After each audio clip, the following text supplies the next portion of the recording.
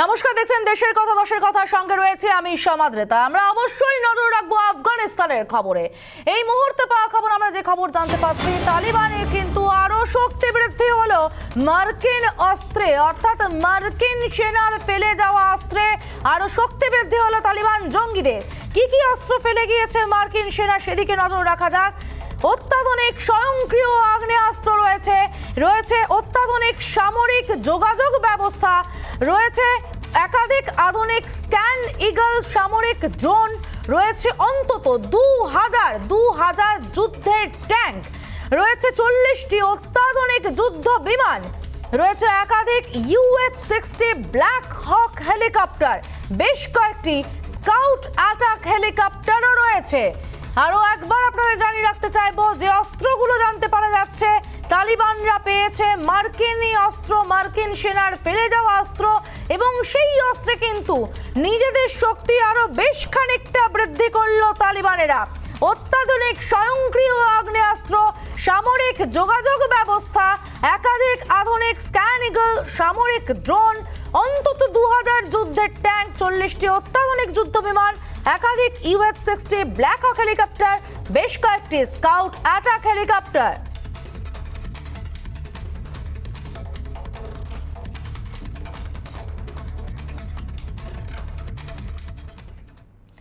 পাকিস্তানের তালিবানদের মদতের অভিযোগ প্রথম থেকেই উঠছিল, এবার সরাসরি পাকিস্তান সে কথা স্বীকার করে নিল। আফগানিস্তানে তালিবান সরকারকে সামরিক সাহায্যের প্রতিশ্রুতি পাকিস্তান সেনা আধিকারিকের। পাকিস্তানের সন্ত্রাসবাদে মদতের আরও এক নির্লজ্জ উদাহরণ। তালিবান আতঙ্কে সীমান্ত পার করে পাকিস্তানে ঢুকতে গেলে 3 আফগানকে গুলি করে হত্যা পাক সেনার। They have to form a government first, and obviously, whenever they come up with an answer to how they are going to look after their security, if they seek any kind of assistance in training from Pakistan will be more than forthcoming. We were forthcoming even before, and we will be forthcoming even after that. But it has to be a government-to-government level thing. As far as our information is concerned, as I said, the situation on our border with Afghanistan is absolutely normal, and the movement on both sides is being regulated, and we are very well aware of who's coming on this side and who's going on that side. পাক সেনার তরফে এমনটা দাবি করা হলেও এদিনই খবর মিলেছে আফগানিস্তান পাকিস্তান সীমান্ত পারাপারের চেষ্টা। পাকিস্তানে পালানোর চেষ্টা করছিল কয়েকজন আফগান। পাক সেনার গুলিতে মৃত্যু 3 আফগান নাগরিকের। পাক সেনার গুলিতে আহত আরও বেশ কয়েকজন আফগান নাগরিক। তালিবান সাফ জানিয়েছে কোনো আফগানকে তারা অন্য দেশে যেতে দেবে না। পাকিস্তান কি তাহলে তালিবান সরকারের কথা মতো চলছে? সে কারণেই কি যে আফগানরা আফগানিস্তান সীমান্ত পার করে পাকিস্তানে ঢোকার চেষ্টা করছিল তাদের গুলি করে হত্যা করেছে? পাকিস্তানের এই ভূমিকার নিন্দায় গোটা বিশ্ব। রিপাবলিক বাংলা। তালিব আগ্রাসনের বিরুদ্ধে পাঞ্চশির থেকে ফের হুঙ্কার প্রতিরোধ বাহিনীর। হাক্কানি নেটওয়ার্ক ও ISIS এর সঙ্গে তালিব যোগের প্রমাণ তুলে ধরে পাকিস্তানকে তালিবানদের প্রভু বলে কটাক্ষ আফগানিস্তানের কেয়ারটেকার প্রেসিডেন্ট আমরুল্লাহ সালের। যে পাঞ্চশির থেকে প্রতিরোধের আগুন জ্বলছে, সেই পাঞ্চশিরে রিপাবলিকের প্রতিনিধি। अफगानिस्तान से, और आप सब देख रहे हैं रिपब्लिक वर्ल्ड। आज मैं आप लोगों को तालिबान और नॉर्थर्न अलायंस के बीच पंजशेर प्रोविंस में होने वाली जारी जंग के बारे में तफसीलात से आगाह कर रहा हूँ।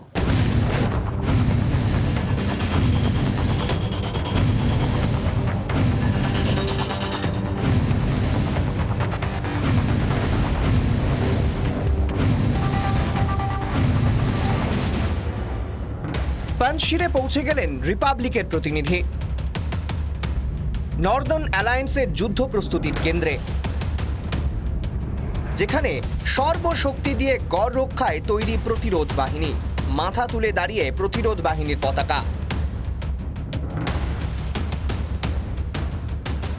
तालिबान ने पंजशेर को आने वाले सारे रास्ते कई दिनों से बंद रखे हैं, और सारी खाने पीने की चीज़ें पंजशेर प्रोविंस के अंदर नहीं जा सकती, और इसी तरह आम जनता भी ना दाखिल जा सकती है और ना पंजशेर में रहने वाले लोग बाहर आ जा सकते हैं।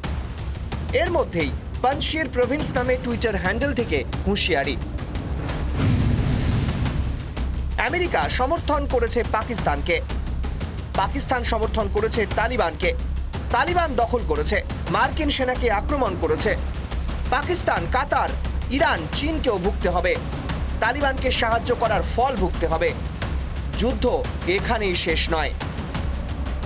कल पंजशेर की जनता ने अपने लीडर अहमद मसूद जो नॉर्थर्न अलायंस की लीडरशिप कर रहे हैं धरना दिया है और उससे निवेदन किया है कि तालिबान के साथ बैठकर बात किया जाए। আব্দুল্লাহ সালেহ দাবি প্রত্যেকটি তথ্য প্রমাণের উপর নির্ভর করে আইএসের শিকড় তালিবান এবং হাক্কানি নেটওয়ার্কের গভীরেই, বিশেষ করে কাবুলে যে দলগুলি সক্রিয় রয়েছে। তালিবানের আইসিস যোগ অস্বীকার আর পাকিস্তানের কোয়েত্তা সুরাতে সন্ত্রাস যোগ অস্বীকার সমান। তালিবান নিজেদের প্রভুদের থেকে ভালোই তালিম পেয়েছে। টুইটার হ্যান্ডেলে হুঙ্কারের পাশাপাশি পাঞ্জশির প্রভিন্সে মাটি আঁকড়ে চলছে লড়াইয়ের প্রস্তুতি। রিপাবলিক বাংলা। পাঞ্জশির অর্থাৎ পাঁচটি সিংহ, আর এখন পাঞ্জশিরের শের আহমেদ মাসুদ তার নামেই দুপা পিছনে যায় তালিবানও। সেটা আরো স্পষ্ট হলো গত দুদিনে নর্দার্ন অ্যালায়েন্সের গড়ে ঢুকতে না পেরে যুদ্ধবিরতিতে সম্মতি দিল তালিবান। এক প্রকার সিংহের কাছে মাথা নোয়াতে বাধ্য হলো জল্লাদ তালিবানও।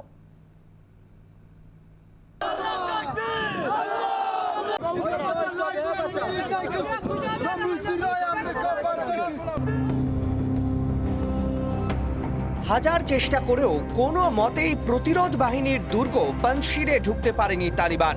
উল্টে বাগলান সহ একাধিক প্রদেশে তালিবানকে পিছু হটতে হয়েছিল। পরিস্থিতি বেগতিক বুঝে আরও হিংস্র হয়ে উঠেছে জঙ্গিরা। এবার নর্দার্ন অ্যালায়েন্সের সঙ্গে বৈঠকে যুদ্ধবিরতির প্রস্তাব দেয় তালিবান।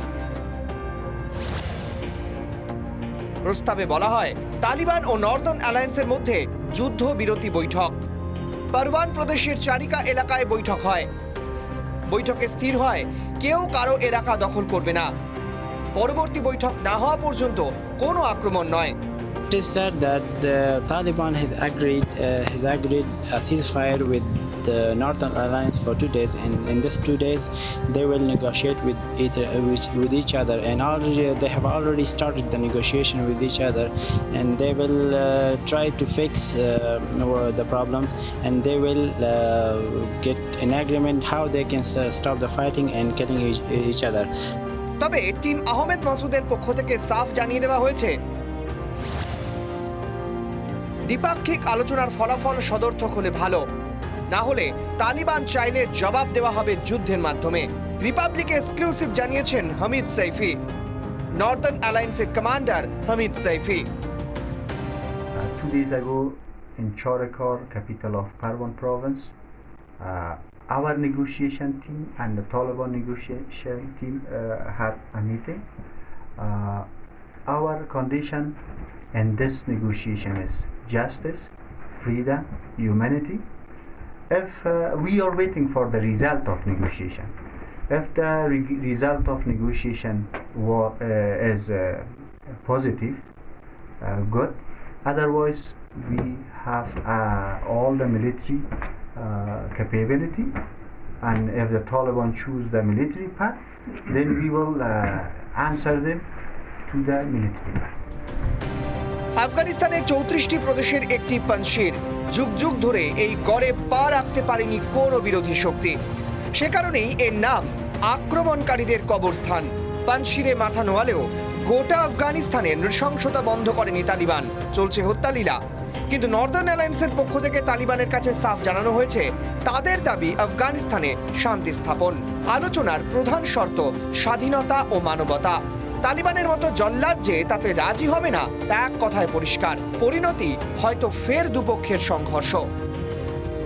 রিপাবলিক বাংলা। কাবুল বিমানবন্দরে বিস্ফোরণের পর আতঙ্ক বেড়েছে। এখনো যে বিদেশিরা আফগানিস্তানের মাটিতে রয়েছেন তাদের প্রতিটা মিনিট কাটছে আতঙ্কে। এগোচ্ছে ডেডলাইনের সময় 31শে অগস্ট। এর মধ্যেই চলছে নাগরিকদের ফেরানোর প্রক্রিয়া। তবে বিভিন্ন দেশ জানিয়েছে তাদের আর কোনো নাগরিক আফগানিস্তানে নেই। সেই তালিকায় রয়েছে France, Italy, Britain, Denmark. Bharat এদিন জানিয়েছে প্রাধান্য দিয়ে আগে ভারতীয়দের আফগানিস্তানের মাটি থেকে দ্রুত ফেরানো হচ্ছে। বৃহস্পতিবার ডেনমার্ক জানিয়েছে তাদের নাগরিকদের সরানোর প্রক্রিয়া সম্পন্ন হয়ে গিয়েছে। বেশিরভাগ দেশই আফগানিস্তানে থাকা তাদের নাগরিকদের সিংহভাগই ফিরিয়ে নিয়েছে ইতিমধ্যেই। ফ্রান্সের দাবি, শুক্রবার দুটি সামরিক বিমানে নাগরিকদের ফেরানো হলো। ফ্রান্স তাদের দেশে নাগরিকদের ফিরিয়ে নিয়েছে। আর কোনো নাগরিক আপাতত আফগানিস্তানে নেই। পাশাপাশি ইতালিও নাগরিকদের সরানোর প্রক্রিয়া শেষ করেছে বলে জানিয়েছে। 109 জনকে নিয়ে রোমে পৌঁছেছে ইতালির বিমান। আফগানিস্তান থেকে নাগরিকদের নিয়ে ফিরল শেষ বিমান। ব্রিটেনও তাদের নাগরিকদের সরানোর প্রক্রিয়া শেষ করেছে, জানিয়েছেন ব্রিটেনের প্রতিরক্ষামন্ত্রী। ভারতও এদিন জানিয়েছে প্রাধান্য দিয়ে আগে ভারতীয়দের আফগানিস্তানের মাটি থেকে দ্রুত ভারতে ফেরানো হচ্ছে। তবে কাবুল বিমানবন্দরে হামলার পরই আতঙ্ক বেড়েছে আফগানিস্তানে থাকা বিদেশিদের মধ্যে। ইতিমধ্যেই হামলার নিন্দা করেছেন রাষ্ট্রসংঘের মহাসচিব। রিপাবলিক বাংলা।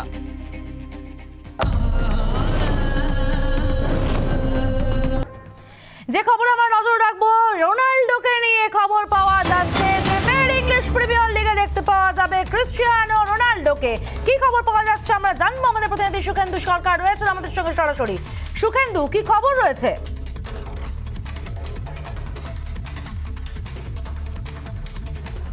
দেখো সমাদৃতা, দল বদলের বাজারে বলা যেতে পারে বড় চমক। আমরা দেখেছি যে চলতি মরশুমে বার্সেলোনা থেকে প্যারিস সাজাতে গিয়ে পৌঁছেছেন লিওনেল মেসি এবং তারপরেই ক্রিশ্চিয়ানো রোনাল্ডো, যাকে নিয়ে বেশ কয়েকদিন ধরেই জল্পনা চলছিল।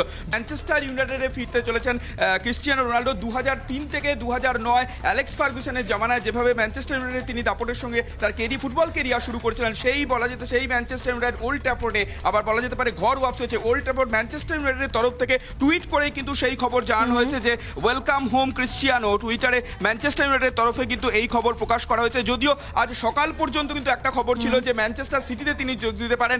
গতকালই জুভেন্টাসের কোচ ম্যাসিমিলিয়ানো অ্যালেগ্রি তিনি জানিয়েছেন যে রোনাল্ডোর সঙ্গে তার যে কথা হয়েছিল সেই কথার প্রেক্ষিতে তিনি জানিয়েছিলেন যে তিনি আর জুভেন্টাসে থাকতে চান না, তিনি জুভেন্টাস ছাড়তে চান। এবং তারপরেই যেটা কথা ছিল যে পেপ গুয়ার্দিওলা ম্যানচেস্টার সিটির কোচ, তার সঙ্গেও নাকি কথা অনেক দূরে গিয়েছিল। এরপরেই আসরে নামে ম্যানচেস্টার ইউনাইটেড এবং সকালে অ্যালেক্স ফার্গুসন খোদ নাকি ম্যানচেস্টার ইউনাইটেডের প্রাক্তন যে ডিরেক্টর তিনি ফোন করেছিলেন ক্রিশ্চিয়ানো রোনাল্ডোকে এবং শেষ পর্যন্ত আবার ঘর ওয়াপসি হতে চলেছে ক্রিশ্চিয়ানো রোনাল্ডোর। সমাদৃতা, অনেক ধন্যবাদ সুখেন্দু। আমরা কথা বলছিলাম আমাদের প্রতিনিধি সুখেন্দু সরকারের সঙ্গে।